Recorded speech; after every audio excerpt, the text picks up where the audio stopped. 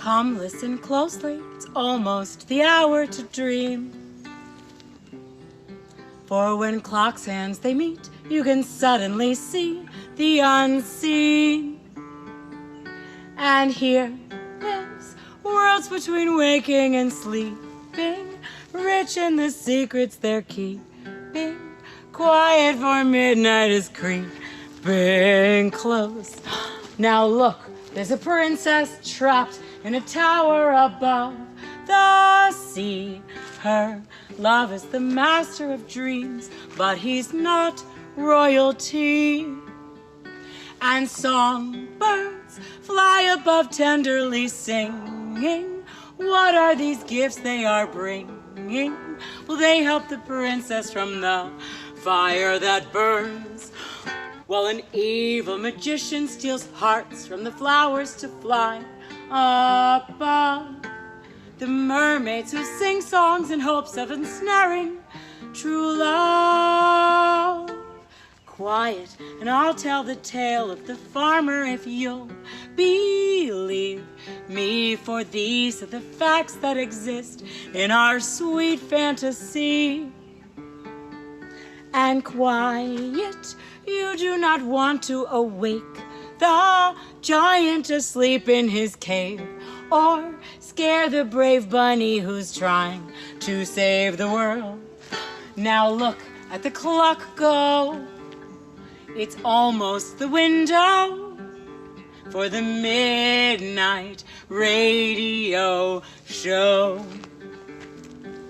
It's the midnight radio show.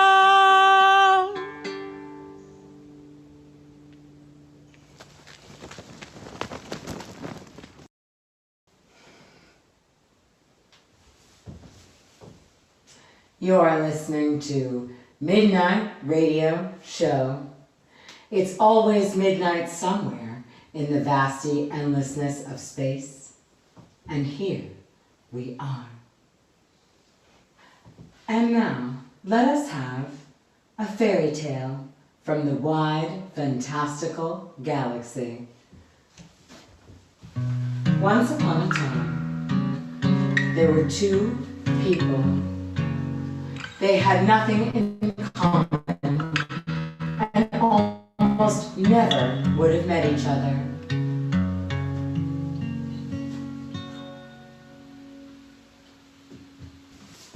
This is the story of the farmer and the sea captain.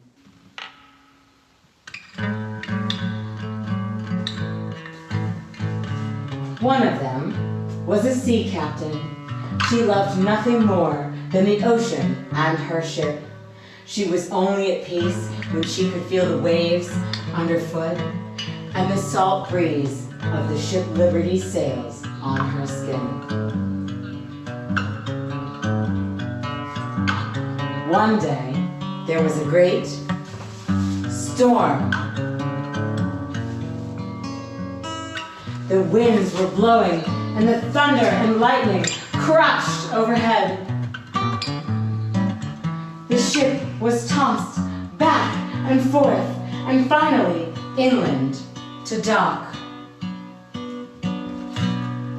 Tie up that sail, grab that rope, throw the anchor, we're going ashore.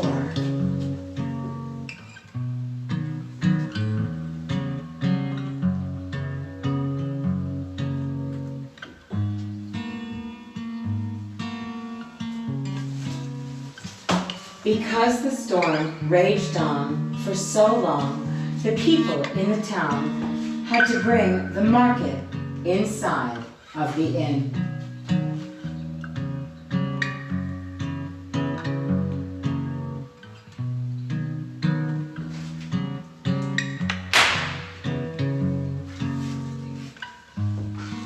The sea captain came down from her room one day to a bustling market filled with farmers selling their produce.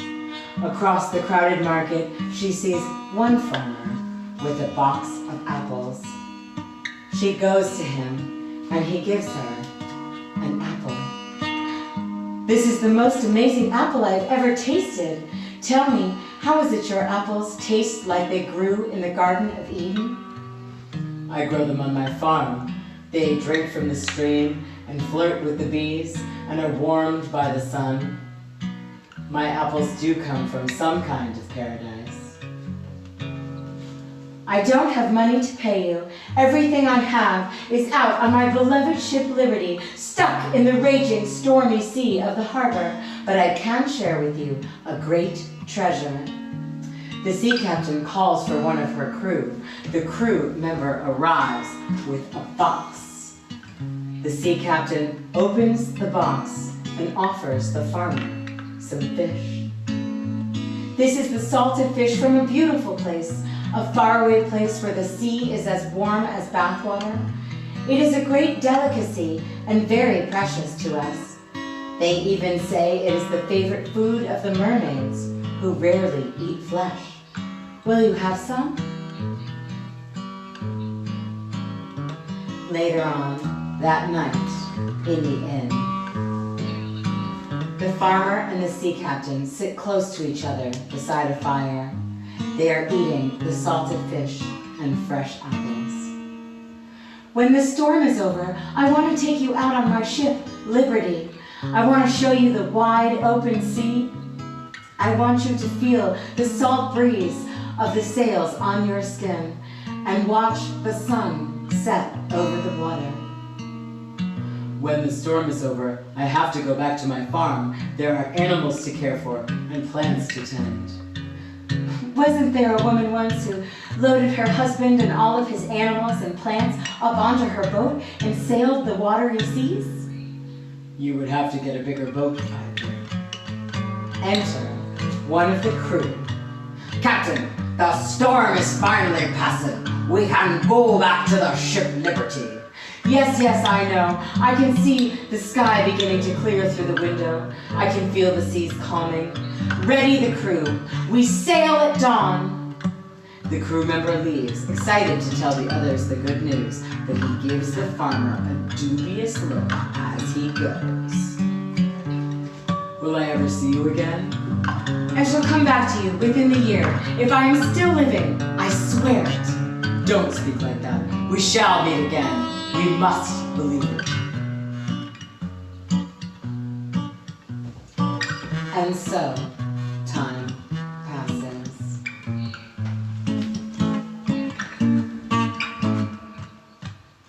The farmer goes to the town and to market with his apples and produce and looks out to harbor, but the sea captain does not return.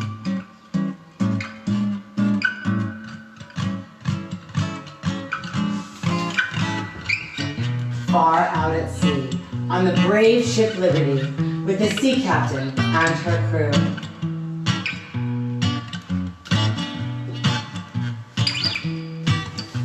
The sea captain is gazing out to the wide ocean, dreaming of her true love. Behind her back in whispers, some of the crew are speaking about her. Finally, the first mate gathers up his courage to approach. Excuse me, Captain. You awake there, sir? Yes, of course I'm awake. What do you want? Well, pardon me saying, sir, but how about a little direction?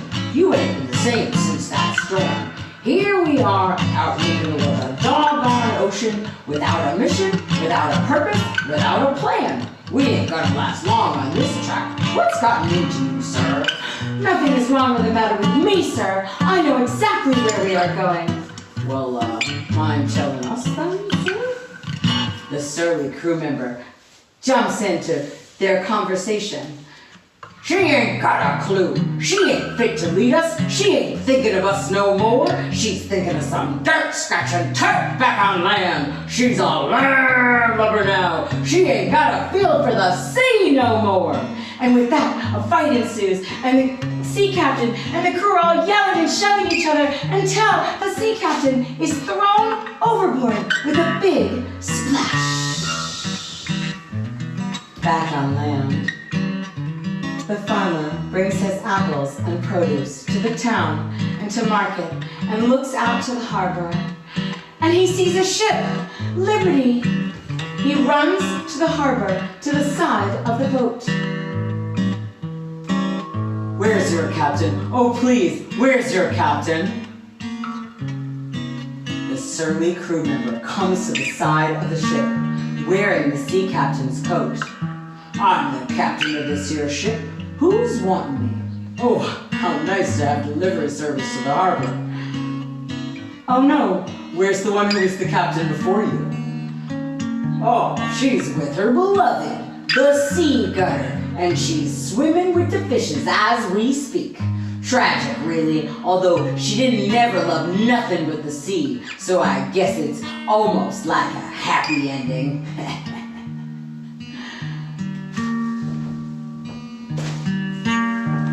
The farmer stumbles away, dropping his box of apples.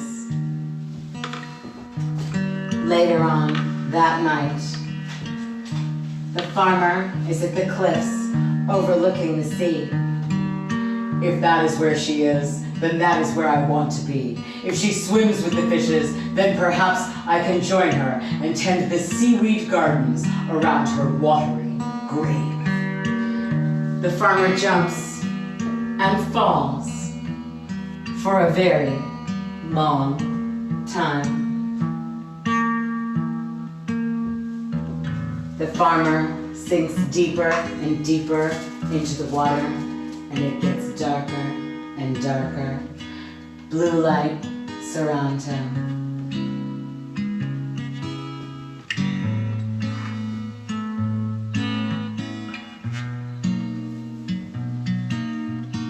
The farmer swims with the mermaids.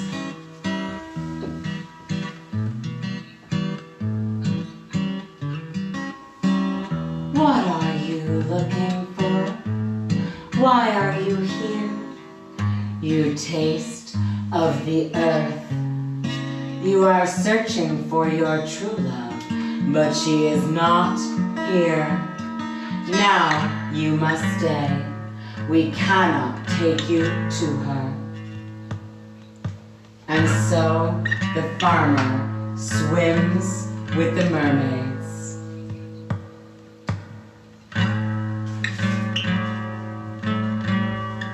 The sea becomes his home.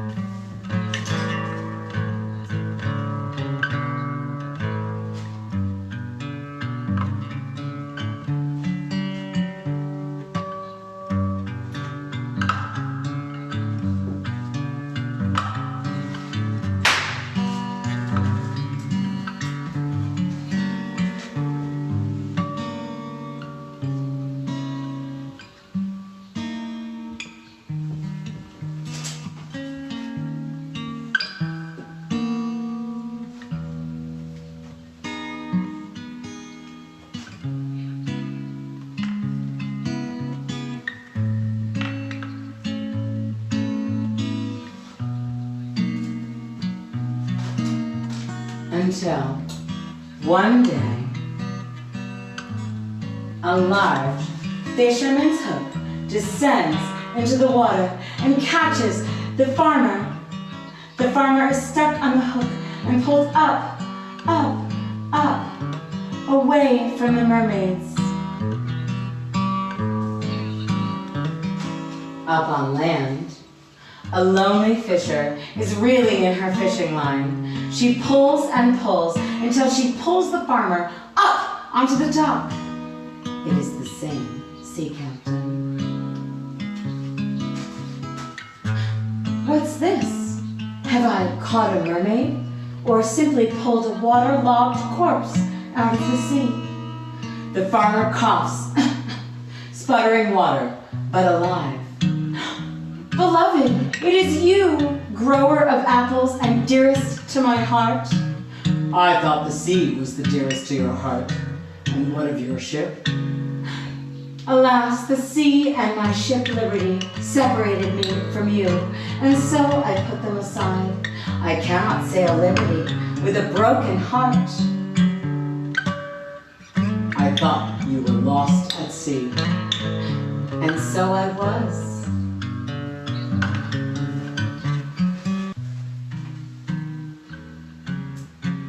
The lights dim, magic hour, nearly sunset, the time when the fairies are about.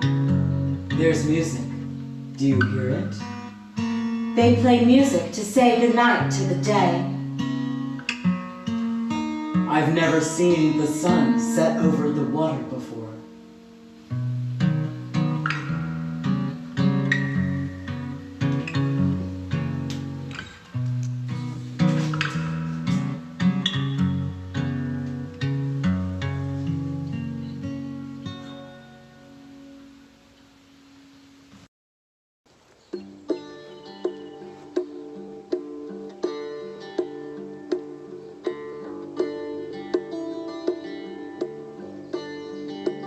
I was lost at sea, my love, on the ocean blue, in a restless reverie, wondering what to do.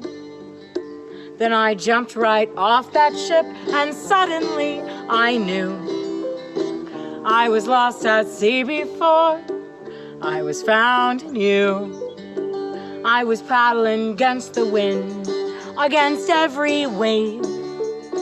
Every time the water's still, well, I'd misbehave. Splashing round in waters deep, oh, what a silly fool. I was lost at sea before I was found in you. Looking at the sky to steady me with its horizon. But my pretty baby is the only thing I need to keep my eyes on. Ready, steady, oh, goes the little boat of my hollow little heart, which used to barely float. Now the only ocean that I sail's your eyes so blue. I was lost at sea before I was found in you. I was lost at sea before I was found in you.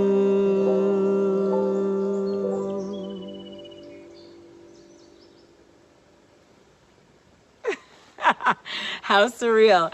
I imagine the applause. Thank you so much for tuning in. This has been a Midnight Radio show. A few quick thank yous to our amazing composers, Sabrina Chap and Ezra Bloom, who wrote the music that you heard today in the show. Also to our stage manager, Emily Tabachuk, and to our friends at the Jean Frankel Theater, Gail Thacker and Thomas R. Gordon. And thank you to you for being brave and courageous in trying times and seeking inspiration and enchantment wherever it may live. If you'd like to support what we're doing, we have a Venmo. It's midnight-radio-show. And also, we always love to hear from you. So you can sign up on our newsletter to find out about shows and videos. And you can follow us on social media and like and comment. And you can send us pictures of you and your family watching the show. That has been really nice to fill the space in my heart reserved for getting to interact with our audiences live in the gardens and the schools and the street corners and the community outdoor and indoor spaces. So we'd love it. Just send it or tag it, or you know what to do. You know how it works. And we'll see you next time.